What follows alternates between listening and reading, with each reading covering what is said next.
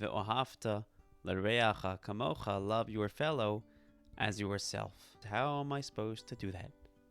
How can you possibly command me who to love? You can tell me what to do. You can tell me be kind. You can tell me be nice. You can tell me be ethical, be moral. But telling me how to feel? Telling me who to love? And this is a question that has been debated for centuries. In fact, according to the Samag, the commandment is not actually literal. The Torah doesn't necessarily mean love somebody, but it means act lovingly towards somebody. And that's why the Paneach Raza points out that it says, V'ohavta, you shall love, L'reacha kamocha. It doesn't say love your fellow as yourself. It says, V'ohavta, you shall love, L'reacha, you should love to your fellow.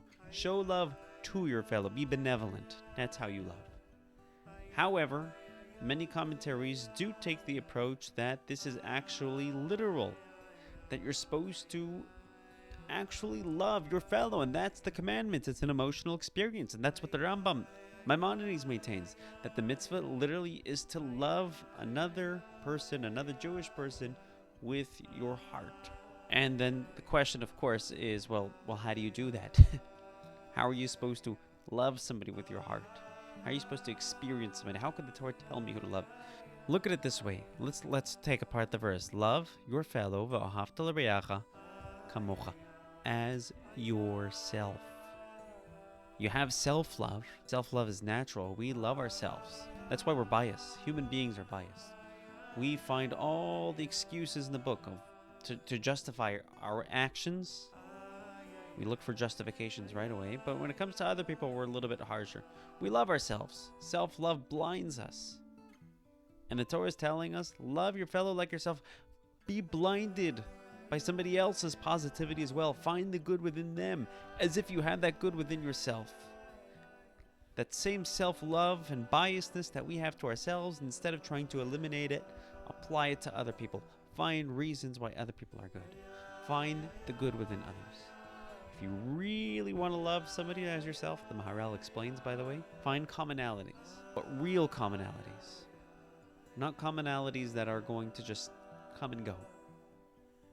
We have the same color shirt, we dress the same, we have the same taste, we both enjoy sushi, right? Those aren't real commonalities because those are artificial and they could change.